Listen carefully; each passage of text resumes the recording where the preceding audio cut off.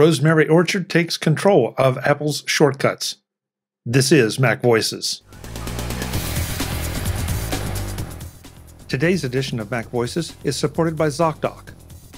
Find doctors who are patient-reviewed, take your insurance, and are available when you need them. Download the free Zocdoc app at zocdoc.com/MacVoices. Welcome to MacVoices. This is the talk of the Apple community, and I'm Chuck Joyner. Folks, it's take control time again. This time, though, I was able to hunt down Rosemary Orchard. She is the author of Take Control of Shortcuts, which, Rosemary, I think we're talking about second edition, but third edition is coming soon? Well, it's not that the third edition is coming soon, because we've only just released the second edition, but we're releasing an update to the second edition already, because of course, you know, iOS 16 and 16.1 is out, and there's some amazing new features to add. So, you know, if you've been looking to Take Control of Shortcuts, it's a good time to get it, because you're getting, you know, the latest version, and you'll be getting all the updates in this version too. Wow, that's perfect. Well, first, welcome. It's great to see you. Thank you so much for being here. But I want to make sure that we talk about the correct version of the book. Yes, yeah, it's a little bit tricky, especially keeping track of all of these, because I know you talk to all of us Take Control authors, which we all greatly appreciate. So, yeah, the fact that there's so many versions of the book out there, yeah, but version 2 is the latest one for me right now. Well, and I love talking to the Take Control authors because you all kind of keep the rest of us up to date. You go through the pain so we don't have to. And shortcuts, my perception is, and tell me if this is incorrect, my perception is that shortcuts just keep evolving, not just with iOS, but across the board. Yes, yeah, it really does. And it's one of those things where, and I should know that some of this is speculation on my part, but I get the impression from the way that Shortcuts has evolved for third-party developers, you know, for the developers who say OmniFocus and things, or, you know, Apollo, the Reddit app, things like that, you know, Apple and the Shortcuts team are really handing off control of making and maintaining Shortcuts actions to all of the app developers. And I think that this has been, you know, more evident with things like Pages adding, you know, their own proper shortcut support and the whole iWork suite, but also Mail getting those updated ones as well. And that is just great, because it means that the Shortcuts team has more time to put into all of the great stuff that we want, you know, the structure of Shortcuts, how it actually works with returning data and adding automations and things like that, and making things easier for users. And then we get all of the extra good stuff with, you know, all these extra actions from apps, which, you know, who doesn't want to be able to do anything and everything in Notes? And the Notes team definitely had a Shortcuts party this year, and it's just great to see. So I feel like every year, not every year, every time we talk, we should touch just a little bit on why people should get into shortcuts. Because, and as you said, now Notes is even more shortcuts adaptable. I don't know I'm not sure what the proper phrase is. Friendly. There you go. I'll take friendly. So, and Notes is one of my favorite Apple supplied apps because it is so useful, and it just, that too keeps evolving. Yeah. But why, what is the first thing you tell somebody when they say, gee, Rosemary, you know, I'm not sure I really want to bother to learn shortcuts? Well, honestly, if somebody tells me that they don't want to bother to learn shortcuts, then I'm not going to force them. I'm not going to twist their arm and make them learn how to do it. But for everybody who says that, I'll say, hey, isn't there something that you occasionally say to Siri and she just doesn't get it? Or isn't there a particular app that whenever you open it, you always want to like go to like this thing? Or maybe, for example, when you open your Books app on your iPad, you actually want to put your iPad on silent because you don't want it going ding, ding, ding every time you get a new message.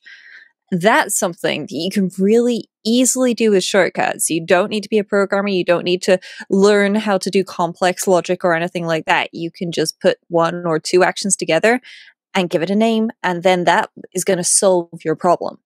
And once you've started playing with it, you're probably going to find a lot more places where you can use this, because, you know, it is one of those things where app developers are constantly doing things to make your life easier. And it's really cool to see that. So you might even find out some features of apps that you didn't know by just going and playing in the Shortcuts app. Okay, so now you just sold everybody on shortcuts. Thank you. Fingers crossed. Fingers crossed. So talk to us a little bit about what's new, and I'll ask you to start in the Notes app since this is all about me and not about anybody else. Yeah, well, I'm lucky for you. The Notes team clearly heard your cries, going, "Please, we want great shortcut support." And so they sat down, and apparently they listed out every single thing that you can do in the Notes app, and then they made a shortcut for it, or shortcuts action, which is great to see. So there are so many really cool actions, from all sorts of things like turning various settings on and off, to adding tags to notes, finding certain notes and things like that. That is all possible now. I'm just pulling up the Notes app on my in shortcuts on my phone, because of course all of these are listed here, and I want to check that I don't miss anything in particular that's cool. Oh yeah, pinning notes. I love the fact that they've added the ability to pin a note or a series of notes by shortcuts, because something that I know that, for example, my grandmother struggles with is she'll make some new notes, but then they kind of end up disappearing down the pile, because some notes she makes and they're just sort of little things that she wants right now. But then there's important things like, this is the Christmas list for this year. And that one she wants to pin to the top. So what I've done is I've actually put a shortcut on her iPad home screens. So when she taps it, it asks her for the title so it can create a new note. And it asks her if she wants it to be pinned or not. So that it's at the top, because she knows what pinned means. She just always forgets how to actually pin the note. And so then it asks her for that. And if she says, yes, I want that to be pinned, this one's super important to me, then it sticks it at the top and it just keeps it there. And I really like the fact that I was able to do that for her. And of course, they've added all the other things like creating folders, moving notes to folders. So if you decide you want to go in and maybe your New Year's resolutions, get organized, right? I'm going to start by finding all of the notes that I've made about different kinds of chocolates to eat. So you can find everything with certain tags, and then create a chocolate folder, and then move all of those notes into a chocolate folder. And then you can repeat the process with, I don't know, maybe beers of the world to try, wines of France to taste on your way through, and cheeses. There we go. There's plenty of cheeses around the world that I'm sure some folks would enjoy. So, if you want to do things like that, you've got all of those options. And of course, there's just the other things in there as well, with just opening a particular note. Maybe you just want a special shortcut on your home screen, like a mini app that you tap it just always opens, say, your shopping list. If you keep that in Notes, you can do that too. Chocolate, cheese, beer, wine. Sounds like you've got all your priorities listed out there. Quite possibly. I mean, if you're maybe doing wish lists for other people or something like that, you can organize those too. But there's plenty of options in there. And the fact that the Notes team has really gone so gung-ho, I think has really encouraged other developers inside of Apple to do this as well, because we've seen reminders, and reminders has been getting more options every single year. And it kind of feels like the reminders team sort of trades off. They'll add a bunch of new features, and then a couple of versions later, maybe a whole iOS version, we get new shortcut sections. But we've got all of the actions in there too. So for example, editing reminders. This was something that came about in iOS 15, because previously, if you wanted to say move a reminder to a different list, you had to create a new reminder in the new list and delete the old reminder. Well, they fixed that so that you can actually do things like editing the reminders and updating them as well, which it's kind of one small action, but it's more than one small action. One small step for man, one giant leap for mankind. This is what seems like one tiny little action, but once you go through and you look, this single action allows you to modify images, subtasks, the parent reminder, and all sorts of things for any task that you might like. And I just think that that's amazing. And not only that, but for example, the tags allows you to add a tag, remove all tags, or set the tags, which means if there are any tags, replace them. Meaning, again, going back to that idea of New Year's getting organized and so on, that time of year is coming up. People might be doing a sort of end of year cleanup. This would be a really good time to go through and clear all these things up. And it's nice to be able to do it in batches without having to go through and, create a smart list and find these items and edit them and so on and so forth, where, you'll spend quite a bit of time tapping around and maybe not so much time actually getting the things done that you want to get done. So I'll use the notes shortcuts as an example, but I mean, how do I know, where do I go to find out all the shortcuts that the Notes app can do, or the Reminders app, or any other app? Well, there's a new feature inside of shortcuts at the moment, which is sort of slowly picking up, and not every app supports it. But if you open the Shortcuts app and you go to the Shortcuts tab, then when you go, so you would probably have a view with lots of little colorful tiles on that says all shortcuts, and then you can tap on the back button to go to a big menu at the beginning. And at the bottom of this, there's this section called App Shortcuts. And this is a really great section to go check out because, whatever apps you use, there will probably be actions there. And so there's lots of things. So I'll just pick Voice Memos is a good one because this is an Apple one. And they've got 2 shortcuts that you can use. And these ones you can just use straight away. You don't need to worry about finding actions. And that's a good place to get started. But maybe once you've played with that or you've looked and you've gone, oh, well, the Notes help that. Well, that's because the Notes app is saying, well, we don't know how you work. We are good at productivity, but we're not you, and you know how you work. So what you would then do inside of shortcuts is if you create a new shortcut, and then you open the apps and actions and you tap on apps, and then you scroll down and you find somewhere in your list, it's alphabetical, so don't worry, it'll be under N, Notes. Then you'll see a huge, great list of all of the actions that Notes has to offer. They're all there. But my biggest tip when you're looking at this and you go, oh, okay, delete notes, is over on the right-hand side, or the side opposite the app icon if your phone's got, say, Arabic or another language that goes from right to left instead of left to right. There's this little info bubble. It's a little eye in a circle. And if you tap on that, that's going to give you more information about what that particular action does and how it does it, if that's available. So delete notes will tell you very explicitly, it deletes the specified notes. It doesn't delete all notes. It deletes the notes that you give it to delete. So that's good. And then obviously you've got, create notes, and that tells you that it gives you a note when you're done. So that, if you want to take that note in your shortcut and then move it to a folder, well, you can do that. Or, add tags, whatever it is that you want to do.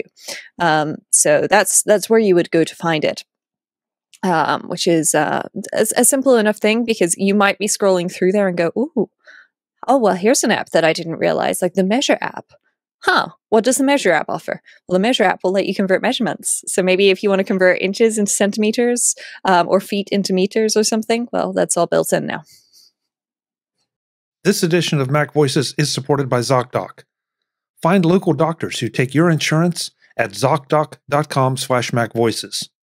If your doctor can recite every line from the movie Ferris Bueller's Day Off, but can't remember your name, it's time to get a new doctor with Zocdoc.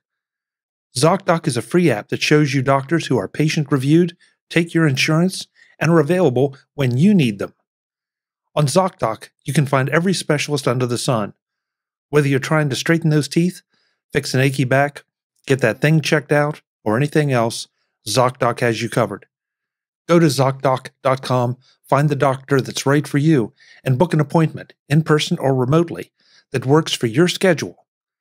Waiting for an appointment that is days or weeks away is so last decade. Every month, millions of people use Zocdoc. The next time you need a doctor, get one with Zocdoc. Go to Zocdoc.com/MacVoices and download the Zocdoc app for free. Then start your search for a top-rated doctor today. Many are available within 24 hours. That's Zocdoc, ZocDoc.com/MacVoices. Zocdoc.com/MacVoices. Thanks to Zocdoc for their support of MacVoices. So that's another nice new feature. So how about beyond notes and beyond reminders? Yes. What are some of the other big changes you're seeing in shortcuts and that have made it into the book as it exists now and into the forthcoming update? Yeah, well, one of the things I saw was Apple kind of Sherlocking shortcuts a little bit. And this is something that, I was not disappointed by at all. I was very excited because something that I've been doing for a while is whenever my focus mode on my iPhone changed, I changed my Apple Watch face. So, I would have a different watch face for work versus, when I'm doing ballet classes with fitness and so on. And I was doing this using shortcuts automations. And something that Apple did with iOS 16 this year is they've added way more stuff to focus modes, including the ability to set your watch face. So you don't have to do this with a shortcut anymore. You can do this using focus modes. But focus modes in turn have then given more power back to shortcuts, a lot more power back to shortcuts. Because what focus modes have done is they've given every app developer the ability to say, hey, I, the user of this app, want when I'm in my work focus mode to have just, for example, in Notes, this folder. This folder is the folder I want to have open. Or in Mail, these two mailboxes are the mailboxes that I want open. And this then gives that information back into shortcuts. So shortcuts can modify your focus mode filters itself. Every focus mode or every app that has a focus mode gets a focus mode filter action inside of shortcuts. And then this has also given the developers a really nice way to add filtering and searching for items inside of their app back into shortcuts. So, for example, for Mail, we don't yet have the ability to search for Mail, and I understand why with Apple, but they've given, we do have the ability to search for Mail for specific text. We can't necessarily filter by sender and so on and so forth. But what they have done is they've given us an open mailbox action, because previously what you had to do in Mail, if you wanted an action to open, say, for example, your MacVoices mailbox in your case, Chuck, or for me, it might be I would want to open my website's email inbox. You'd open the Mail app and you'd open that mailbox and then you close the Mail app and then you'd open the Mail back and you'd open that mailbox and repeat. And then eventually, if you did enough, that action would show up in shortcuts. And it was kind of like a leprechaun. If you didn't keep an eye on it, it might disappear on you. Okay, so you had to make sure that you kept that in a shortcut somewhere, and then you could always copy that into something else. Well, they've decided that maybe is perhaps not quite the right approach for letting people do things. So it was originally intended with the things that you do most frequently will show up the most. But if you then took, say, 2 weeks off work, maybe it was a holiday season, you took a couple of weeks off and then you went back, then all those actions might have disappeared in the meantime, or similar. So they've now given us the ability to open a specific mailbox, which is really great. But not only that, it's sort of it's going into all of the other apps as well. So third-party developers have got all of these, but the calendar app has just added the ability to filter your calendar events a little bit better.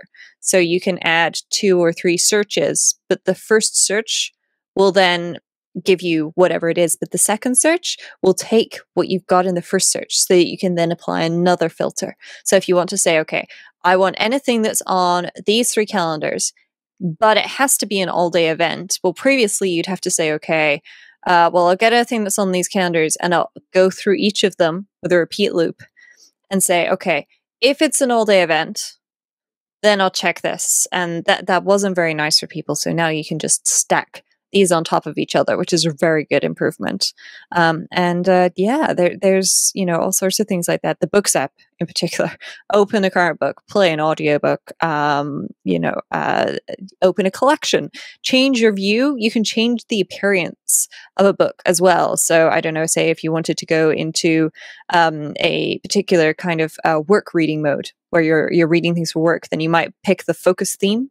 And so you can have a button that will, open up books, maybe turn on a particular focus mode in the focus in the iOS settings, and select the theme inside of the Books app, which is just nice to see all of this slowly becoming available, because this way you can give yourself a mini app that you tap Or, you can just have it pop up and ask you at a particular time, hey, do you want to run this? And then you tap it and it does the thing. Or maybe even you don't have to tap it and it doesn't ask you and it just does the thing, whatever that is. So for example, when I connect my phone to the car, it doesn't ask me what I want to do. It just figures out if I've been playing a podcast recently, it'll play that.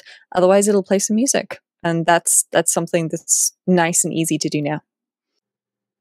Rosemary is back in the next edition of Mac Voices to talk more about shortcuts and the latest edition of Take Control of Shortcuts from Take Control Books. That's next time on Mac Voices. We'll see you then. As always, I'm Chuck Joyner. Thanks for watching. Visit MacVoices.com for show notes and to connect with Chuck on social media. Get involved in our Facebook group or like our Facebook page, and get more out of your Apple tech with Mac Voices magazine, free on Flipboard and on the web. And if you find value in it all, consider supporting us through either our Patreon campaign at patreon.com/MacVoices or by making a one-time donation via the PayPal link on our front page and in the show notes of each episode. You will join these fine people who help bring you Mac Voices.